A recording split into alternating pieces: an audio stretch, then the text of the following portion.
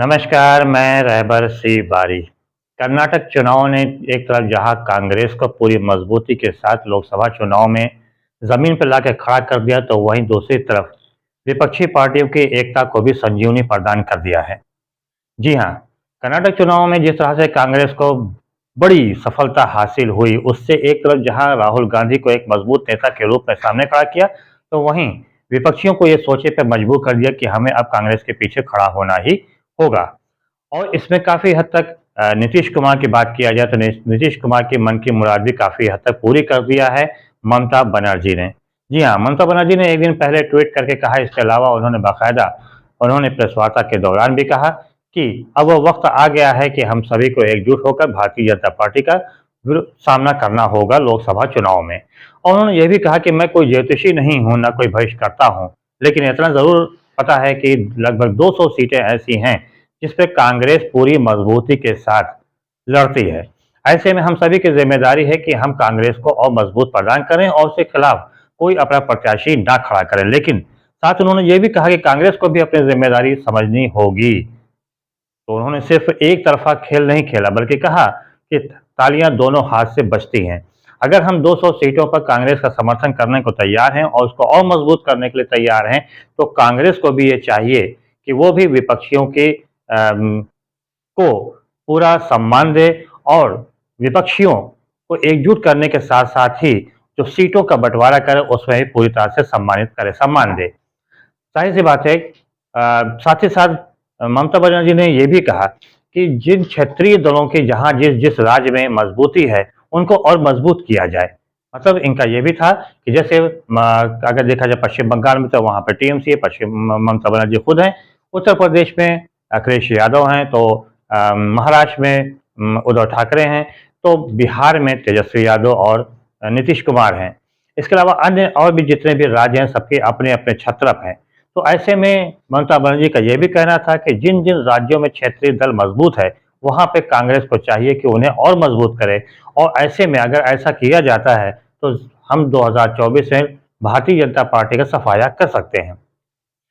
इनके समर्थन में सामने आए अखिलेश यादव, और अखिलेश यादव ने एक दिन पहले ये बात बाकायदा प्रेस कॉन्फ्रेंस के दौरान कहा कि हम भी तैयार हैं कांग्रेस को पूरा समर्थन देने के लिए, लेकिन इसके लिए ज़रूरी है कांग्रेस को भी एक कदम आगे बढ़ाना होगा।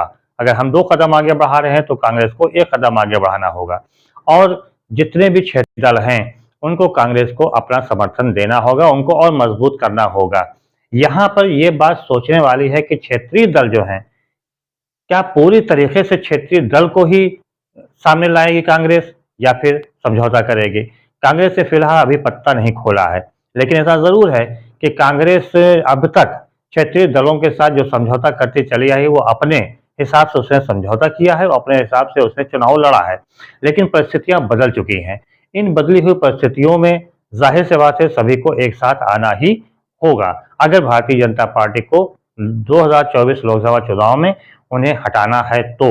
वरना जिस तरह से विपक्ष बिखरा हुआ था, उसी हिसाब से फिर बिखरा हुआ नजर आएगा। लेकिन जिस हिसाब से नीतीश कुमार ने कहा कि ये होना, ये चाहे फार्मूला तो ये होना चाहिए कि जहां पर जो मजबूत हो वहां पर एक ही प्रत्याशी होना चाहिए भारतीय जनता पार्टी के विरोध में।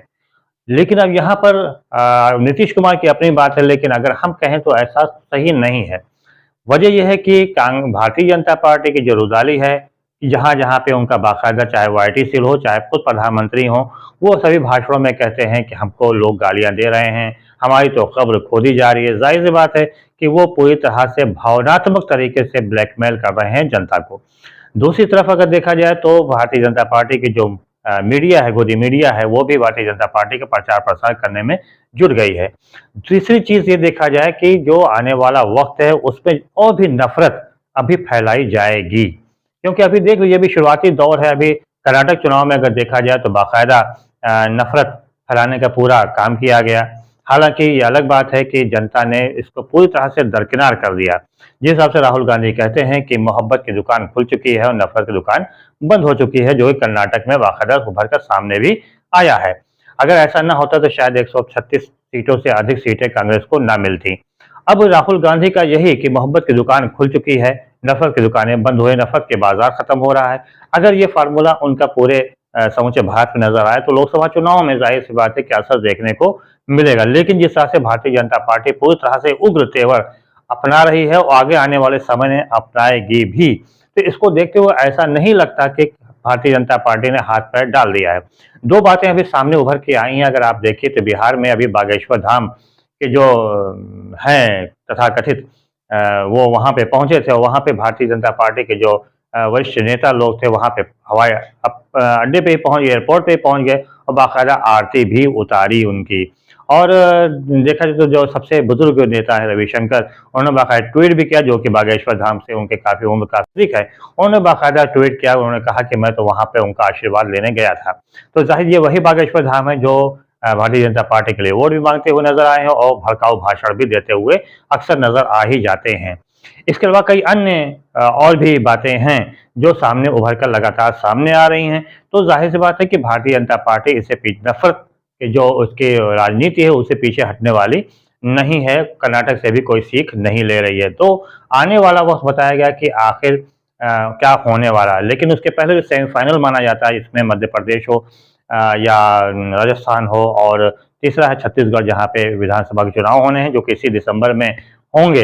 तो वहाँ पे भी कांग्रेस पार्टी क्या परचम फहराएगी या नहीं फहराएगी।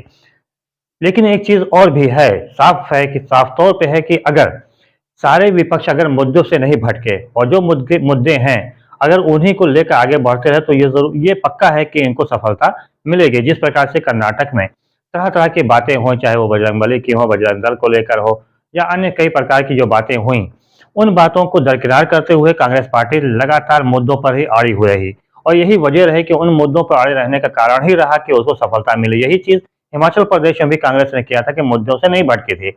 यही चीज टीएमसी ने, ममता बनर्जी ने भी किया था पश्चिम बंगाल में, जहां पर विभिन्न प्रकार के बातें हुई थी, लेकिन इसके बावजूद ममता बनर्जी अपने मुद्दों से नहीं भटकी थी। यही वजह कि वो जीत गई थी। लेकिन अगर आने वाले समय में जो तीनों विधानसभा चुनाव है या लोकसभा चुनाव है, अगर विपक्षी अपने मुद्दों से नहीं भटकते हैं और अगर भारतीय जनता पार्टी के जो जाल है उसके बहकाव में ना आकर सिर्फ मुद्दे पे ही अड़े रह गए तो जाहिर सी बात है कि विपक्षी को इसमें सफलता जरूर मिलेगी। लेकिन अगर जाल में फंस गए और भटक गए मुद्दों से तो फिर सफलता मिलने वाली नहीं है। बहरहाल ये तो बहुत जल्दबाजी अभी है क्योंकि अभी 2024 लोकसभा चुनाव का होना है। तब तक ना जाने क्या क्या और भी इस देश में होने वाला है और क्या क्या इस देश की जनता और क्या क्या देखने वाली है। बहुत कुछ देखने को मिलने वाला है। इसके लिए आप भी इंतजार करिए, हम भी इंतजार करते हैं। फिलहाल रहबर सिबारी को दीजिए इजाजत। बहुत बहुत धन्यवाद। जय हिंद, जय भारत।